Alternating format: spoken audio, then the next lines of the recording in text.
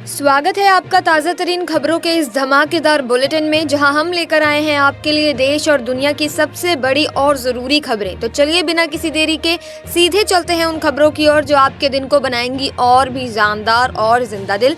सो ये है आज की सबसे बड़ी खबरें। पीएम मोदी जयपुर में है दोस्तों। राजस्थान सरकार को 1 साल पूरा होने पर वहां एक बड़ा प्रोग्राम हो रहा है। मोदी जी इस मौके पर 46,300 करोड़ की लागत से जुड़ी 24 प्रोजेक्ट्स का उद्घाटन और शिलान्यास करेंगे। ये प्रोजेक्ट्स एनर्जी, रोड, रेलवे और वाटर सप्लाई जैसे सेक्टर से जुड़े हैं। और हाँ, एक बड़ी जनसभा को भी एड्रेस करेंगे। इसमें राजस्थान के अलावा एमपी के सीएम और कई केंद्रीय मंत्री भी मौजूद रहेंगे। काफी बड़ा इवेंट लग रहा है दोस्तों ये। साथ ही राष्ट्रपति द्रौपदी मुर्मू आंध्र प्रदेश और तेलंगाना के 5 दिन के दौरे पर जा रही हैं। आंध्र में मंगलगिरी एम्स के दीक्षांत समारोह में हिस्सा लेंगी और फिर सिकंदराबाद में राष्ट्रपति निलयम में कुछ नई योजनाओं की आधारशिला रखेंगी। साथ ही सिकंदराबाद के डिफेंस मैनेजमेंट कॉलेज को राष्ट्रपति ध्वज भी सौंपेंगी। लोकसभा में एक राष्ट्र एक चुनाव से जुड़े 2 बिल पेश किए जाएंगे। केंद्रीय कानून मंत्री अर्जुन राम मेघवाल ये बिल पेश करेंगे। एक तो संविधान विधेयक है और दूसरा केंद्र शासित प्रदेश कानून विधेयक। दोनों बिल आज की कार्यवाही में शामिल हैं। देखने वाली बात होगी कि इस पर क्या बहस होती है। साथ ही दोस्तों, दिल्ली में 8 दिन बाद फिर से हवा की हालत बहुत खराब हो गई है। शाम 7 बजे के आंकड़े बताते हैं कि दिल्ली के 37 मॉनिटरिंग सेंटर्स में से 20 जगहों पर एयर इंडेक्स 400 के पार चला गया। मतलब उन इलाकों की हवा तो गंभीर श्रेणी में पहुंच चुकी है। सच में सांस लेना मुश्किल हो रहा है।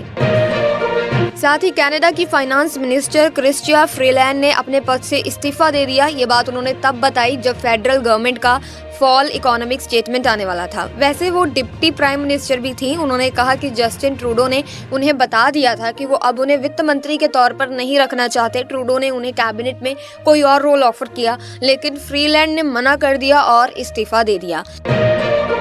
यूपी के सीएम योगी आदित्यनाथ ने शीतकालीन स्तर में संभल हिंसा को लेकर जो विपक्ष सरकार पर आरोप लगा रहा था, उसका जवाब दिया। योगी जी ने साफ साफ कह दिया कि पहले अपनी नीयत सही रखो फिर बात करना। मतलब विपक्ष को काफी सख्त अंदाज में जवाब दिया उन्होंने।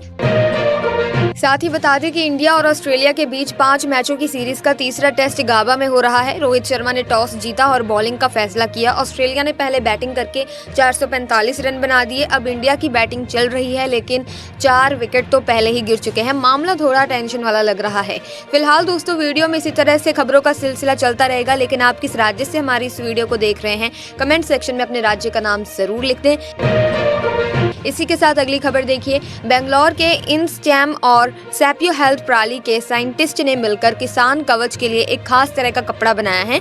ये कोई मामूली कपड़ा बिल्कुल नहीं है। इस पर बाकायदा रिसर्च भी हुई है और ये स्टडी इतनी खास थी कि नेचर कम्युनिकेशंस जैसे बड़े जर्नल में पब्लिश हुई। साथ ही देखिए दोस्तों, विधानसभा चुनाव से पहले सीएजी की 14 लंबित रिपोर्ट का मामला गरमाने वाला लग रहा है। ये रिपोर्ट्स दिल्ली सरकार से जुड़ी हैं और करीब 1.5 साल से पेंडिंग पड़ी थी। अब दिल्ली के उपराज्यपाल वीके सक्सेना ने सीएम आतिशी को चिट्ठी लिखी है। इसमें उन्होंने कहा है कि दिल्ली विधानसभा के खास बैठक बुलाओ और इन रिपोर्ट्स को सदन में पेश करो। मामला इंटरेस्टिंग होने वाला है। वहीं देश में चीजों का एक्सपोर्ट नंबर 2024 में थोड़ा गिर गया। जहां अक्टूबर में अच्छा उछाल दिखा था, वहीं नवंबर में ये 4.85% घटकर 32.11 अरब डॉलर पर आ गया।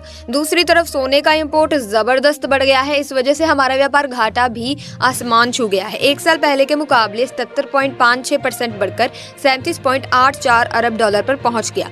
तो ये तो अब तक का सबसे ज्यादा है दोस्तों।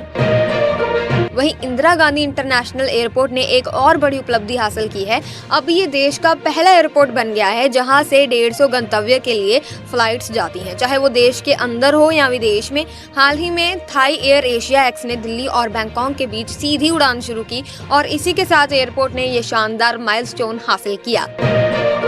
इसी के साथ अगली खबर बहुत ही ज्यादा दुखद भरी है, क्योंकि दोस्तों अमेरिका के विस्कॉन्सिन प्रांत के मेडिसन में एक स्कूल में गोलीबारी हुई जिसमें 5 लोगों की जान चली गई, जिनमें हमलावर भी शामिल था।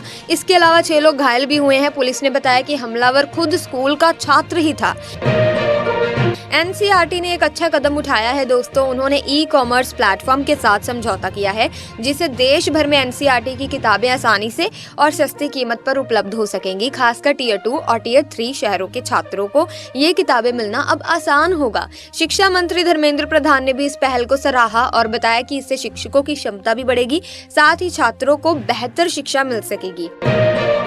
वहीं नवंबर में होलसेल प्राइस इन्फ्लेशन घटकर 1.89% हो गया है। इसका कारण ये है कि फूड आइटम्स की कीमतें, खासकर सब्जियों और प्याज की कीमतें गिर गई हैं। सरकारी आंकड़ों के मुताबिक नवंबर में थोक महंगाई दर 3 महीने के निचले स्तर 1.89% पर पहुंच गई, जबकि अक्टूबर में ये 2.36% थी।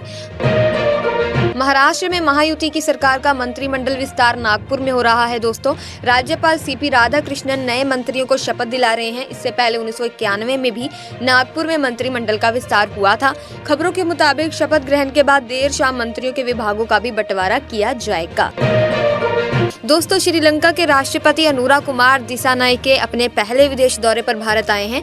इस दौरान उन्होंने प्रधानमंत्री मोदी से मुलाकात की और दोनों के बीच बातचीत हुई। दिसानायके ने पीएम मोदी को यह भरोसा दिलाया कि वे अपनी जमीन का इस्तेमाल भारत के खिलाफ नहीं होने देंगे। प्रधानमंत्री नरेंद्र मोदी इस महीने दिसंबर में दूसरी बार राजस्थान आ रहे हैं। इस बार वो जयपुर में ईआरसीपी योजना का उद्घाटन करेंगे और कई अन्य विकास परियोजनाओं की शुरुआत भी करेंगे। इन परियोजनाओं की कुल लागत लगभग 1 लाख करोड़ रुपए है, जिससे राज्य का विकास और तेजी से होगा। पीएम मोदी जयपुर में करीब 3 घंटे बिताएंगे और कई कार्यक्रमों में हिस्सा भी लेंगे। वहीं भारत के राष्ट्रीय सुरक्षा सलाहकार अजीत डोभाल जल्द ही बीजिंग जाएंगे। उनका ये दौरा एलएसी से सेना हटाने के बाद होने वाली विशेष प्रतिनिधि वार्ता के लिए है। भारत चीन के विशेष प्रतिनिधि बीजिंग में मिलेंगे और चीन के विदेश मंत्री वांग यी भी इस बातचीत में शामिल होंगे। दिल्ली के N63 सेक्टर 1 बवाना औद्योगिक क्षेत्र में सुबह एक फैक्ट्री में भीषण आग लग गई, जिससे पूरे इलाके में अफरा तफरी का माहौल बन गया। आग की लपटें दोस्तों इतनी तेज थीं कि आसपास के लोग भी डर गए। धुएं की वजह से वहां मौजूद लोगों को सांस लेने में मुश्किल होने लगी। फायर ब्रिगेड की टीम मौके पर पहुंची और कड़ी मेहनत के बाद आग पर काबू पाया गया, लेकिन इस हादसे में जानमाल का नुकसान नहीं हुआ। ये एक अच्छी बात है। फिलहाल आग लगने के कारणों का पता अभी तक नहीं चल सका है, लेकिन पुलिस और फायर विभाग वाले मामले की जांच कर रहे हैं। खबरों का सिलसिला यूं ही इस वीडियो में चलता रहेगा, लेकिन अगर अभी तक आपने चैनल को सब्सक्राइब नहीं किया तो जल्दी से चैनल को सब्सक्राइब करके कमेंट सेक्शन में अपने राज्य का नाम जरूर लिख दीजिए, ताकि आपके राज्य से संबंधित खबरें भी हम आप तक पहुंचा सकें। इसी के साथ दोस्तों, प्रियंका गांधी वाड्रा संसद में एक बैग लेकर पहुंची जिस पर फिलिस्तीन लिखा हुआ था। उन्होंने ये कदम फिलिस्तीन के लोगों के प्रति अपना समर्थन दिखाने के लिए उठाया। प्रियंका गांधी हमेशा से गाजा में इजराइल की कार्रवाई के खिलाफ बोलती रही हैं और फिलिस्तीनियों के साथ अपनी एकजुटता भी व्यक्त करती रही हैं। फाइनेंशियल ईयर 2024 में टेक कंपनी ने भारत में $14 बिलियन के आईफोन बनाए और असेंबल किए और $10 बिलियन से ज्यादा के आईफोन एक्सपोर्ट किए। केंद्रीय इलेक्ट्रॉनिक्स और आईटी मंत्री अश्विनी वैष्णव के मुताबिक ये स्मार्टफोन पीएलआई योजना के तहत 7 महीनों में एक और अहम उपलब्धि है।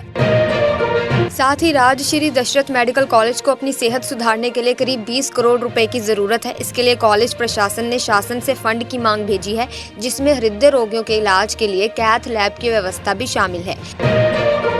वहीं सीबीएसई ने देश भर के 34 स्कूलों को कारण बताओ नोटिस भेजा है, क्योंकि उन्होंने कुछ नियम तोड़े हैं। इनमें हरियाणा, तमिलनाडु, उत्तराखंड, पंजाब, महाराष्ट्र, राजस्थान, तेलंगाना और उत्तर प्रदेश के कई स्कूल शामिल हैं।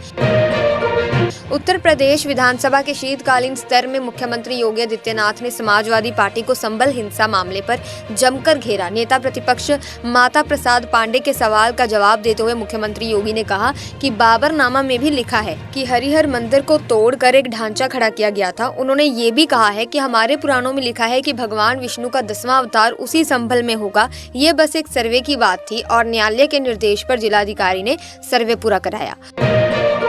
फॉरेन कैपिटल की निकासी और डोमेस्टिक स्टॉक मार्केट्स में गिरावट के कारण रुपया शुरुआती कारोबार में 1 पैसे की गिरावट के साथ अपने सबसे निचले स्तर 84.92 प्रति डॉलर पर पहुंच गया है। इंटरबैंक फॉरेन एक्सचेंज मार्केट में रुपया 84.89 के स्तर पर खुला था। इसी के साथ भारतीय जनता पार्टी के वर्तमान अध्यक्ष जेपी नड्डा के बाद नए अध्यक्ष का चुनाव फरवरी के अंत तक हो सकता है। पार्टी के सूत्रों के मुताबिक संगठन चुनाव के तहत पार्टी की आधी से ज्यादा राज्य इकाइयों में जनवरी के मध्य तक मतदान प्रक्रिया पूरी हो जाएगी। उसके बाद नए राष्ट्रीय अध्यक्ष के चुनाव की प्रक्रिया शुरू होगी। साथ ही ज्ञानवापी मामले में सुप्रीम कोर्ट में सुनवाई होनी है। हिंदू पक्ष की ओर से दायर की गई याचिका पर 22 नवंबर को कोर्ट ने ज्ञानवापी मस्जिद प्रबंधन समिति और भारतीय पुरातत्व सर्वेक्षण को नोटिस जारी किया था और अब इस पर भी सुनवाई होगी। कुल मिलाकर मुस्लिम और हिंदू पक्ष की 7 याचिकाओं पर सुनवाई होगी। साथ ही कनाडा की फाइनेंस मिनिस्टर क्रिस्टिया फ्रीलैंड ने अपने पद से इस्तीफा दे दिया है। ये बात उन्होंने तब बताई जब फेडरल गवर्नमेंट का फॉल इकोनॉमिक स्टेटमेंट आने वाला था। वैसे वो डिप्टी प्राइम मिनिस्टर भी थी। उन्होंने कहा कि जस्टिन ट्रूडो ने उन्हें बता दिया था कि वो अब उन्हें वित्त मंत्री के तौर पर नहीं रखना चाहते। ट्रूडो ने उन्हें कैबिनेट में कोई और रोल ऑफर किया, लेकिन फ्रीलैंड ने मना कर दिया और इस्तीफा ही दे दिया। वहीं इंडिया और ऑस्ट्रेलिया के बीच 5 मैचों की सीरीज का तीसरा टेस्ट गाबा में हो रहा है। रोहित शर्मा ने टॉस जीता और बॉलिंग का फैसला किया। ऑस्ट्रेलिया ने पहले बैटिंग करके 445 रन बना दिए। अब इंडिया की बैटिंग चल रही है, लेकिन 4 विकेट तो पहले ही गिर चुके हैं। मामला थोड़ा टेंशन वाला लग रहा है, देखते हैं आगे क्या होता है। प्रधानमंत्री नरेंद्र मोदी ने कर्नाटक की फेमस इन्वायरमेंटलिस्ट और पद्म पुरस्कार विजेता तुलसी गौड़ा के निधन पर शोक व्यक्त किया। उन्होंने सोशल मीडिया पर लिखा कि तुलसी जी ने अपना जीवन प्रकृति के संरक्षण, हजारों पौधों लगाने और पर्यावरण को बचाने के लिए समर्पित कर दिया। मोदी जी ने यह भी कहा कि उनकी कोशिशें पृथ्वी की रक्षा में हमेशा प्रेरणा देती रहेंगी। केरल के कन्नूर में एक युवक को मंकी पॉक्स होने की पुष्टि हुई है। ये युवक अबू धाबी से वापस आया था और वायनाड का रहने वाला है। उसकी उम्र 24 साल है और उसमें मंकी पॉक्स के लक्षण देखे गए हैं, जिसके बाद उसे कन्नूर के पेरियारम मेडिकल कॉलेज अस्पताल में भर्ती किया गया। उसकी देखभाल के लिए डॉक्टरों को और स्वास्थ्य कर्मियों की एक टीम भी नियुक्त की गई। इसी के साथ कोचीन शिपयार्ड में भारतीय नौसेना के लिए बनाए जा रहे अगले जनरेशन के मिसाइल जहाज का निर्माण शुरू करने के लिए एक समारोह हुआ। इस जहाज में पूरी तरह से स्वदेशी हथियार और सेंसर लगाए जाएंगे, जो नौसेना की युद्ध क्षमताओं को और बढ़ाएंगे। इस जहाज में सतह से सतह पर मार करने वाली मिसाइल प्रणाली, एंटी मिसाइल डिफेंस सिस्टम और रडार भी होगा। भारतीय नौसेना अब और भी ताकतवर और दुश्मन के लिए ज्यादा खतरनाक होने वाली है। नेवी की ताकत बढ़ाने के लिए एक नई long range hypersonic antiship missile बनाई गई है, जो 1500 किलोमीटर तक मार सकती है। पहले इसे वॉरशिप पर और फिर परमाणु पनडुब्बी पर तैनात किया जाएगा। ये नई हथियार प्रणाली भारतीय नौसेना की ऑफेंसिव एंड डिफेंसिव फोर्स को इंडो पैसिफिक क्षेत्र में और भी ज्यादा मजबूत करेगी। साथ ही अब प्रियंका गांधी वाड्रा ने बांग्लादेश के हिंदुओं और ईसाइयों के समर्थन में अपनी आवाज उठाई है। संसद में वो एक बैग लेकर पहुंची, जिस पर लिखा था, बांग्लादेश के हिंदुओं और ईसाइयों के साथ खड़े हो। इसके अलावा विपक्ष ने संसद में बांग्लादेश में अल्पसंख्यकों पर हो रहे अत्याचार के खिलाफ विरोध प्रदर्शन किया और जोरदार नारेबाजी भी की। इंटरनेशनल एयरपोर्ट लिमिटेड ने बताया कि एयरपोर्ट के 150 किलोमीटर के दायरे में 24 जिले हैं, जहां 200 ई बसें चलने वाली हैं। नायल की योजना है कि ये बस सेवाएं कमर्शियल फ्लाइट्स के शुरू होने से पहले शुरू हो जाएं। वहीं उत्तर प्रदेश के प्रयागराज में होने वाले महाकुंभ में रोजाना करीब 70 लाख से ज्यादा लोग आने की उम्मीद है और इस भारी संख्या में श्रद्धालुओं के बावजूद कोई भी भूखा नहीं रहेगा। करीब 200 से ज्यादा सामाजिक संस्थाएं महाकुंभ में मुफ्त खाने के कैंप लगाएंगी, ताकि लाखों लोग हर दिन मुफ्त में खाना खा सकें। साथ ही अमेरिका के न्यूली इलेक्टेड राष्ट्रपति डोनाल्ड ट्रंप ने कहा कि वे यूक्रेन के राष्ट्रपति वोलोदिमीर जेलेंस्की और रूस के राष्ट्रपति व्लादिमीर पुतिन से बात करेंगे और दोनों से युद्ध को खत्म करने की अपील करेंगे। ट्रंप ने कहा कि ये युद्ध अब 3 साल से चल रहा है और इसे अब खत्म कर देना चाहिए। फ्लोरिडा में अपने घर मारे-लागो में मीडिया से बातचीत करते हुए ट्रंप ने कहा, हमें पुतिन और जेलेंस्की से बात करनी होगी और इस नरसंहार को रोकना होगा। दोस्तों, खबरों का सिलसिला इस वीडियो में इसी तरह से चलता रहेगा। आप किस राज्य से हमारी इस वीडियो को देख रहे हैं, कमेंट सेक्शन में अपने राज्य का नाम जरूर लिख दें। इसी के साथ राज्यसभा में भारतीय संविधान की 75 वर्षों की यात्रा पर विशेष चर्चा हुई। इसमें केंद्रीय मंत्री जगत प्रकाश नड्डा ने कहा कि भारत सिर्फ सबसे बड़ा लोकतांत्रिक देश नहीं है, बल्कि ये लोकतंत्र की जननी भी है। साथ ही अमेरिका के विस्कॉन्सिन में एक स्कूल में गोलीबारी की घटना पर राष्ट्रपति जो बाइडेन ने चिंता जताई। उन्होंने कहा कि बच्चों को स्कूल में पढ़ाई करनी चाहिए, न कि बंदूक चलाना और हिंसा करना। बाइडेन ने देश में बढ़ती बंदूक संस्कृति पर नाराजगी जताते हुए कहा कि संसद को इस मुद्दे पर गंभीरता से विचार करना चाहिए। गुजरात के भावनगर जिले में एक निजी बस और डंपर ट्रक के बीच टक्कर हो गई। इस हादसे में 6 लोगों की मौत हो गई और करीब 10 लोग घायल हो गए। पुलिस के मुताबिक ये हादसा सुबह करीब 6 बजे त्रपच गांव के पास हुआ, जब बस भावनगर में महुआ की तरफ जा रही थी और उसने डंपर ट्रक को पीछे से टक्कर मार दी। साथ ही 2025 में होने वाले बिहार विधानसभा चुनाव से पहले चुनावी रणनीतिकार प्रशांत किशोर के लिए एक बड़ी खबर आई है। उनकी पार्टी जन सुराज के 2 बड़े सदस्य पूर्व सांसद मोनाजिर हसन और पूर्व केंद्रीय मंत्री देवेंद्र प्रसाद यादव ने पार्टी की ओर कमेटी से इस्तीफा दे दिया है।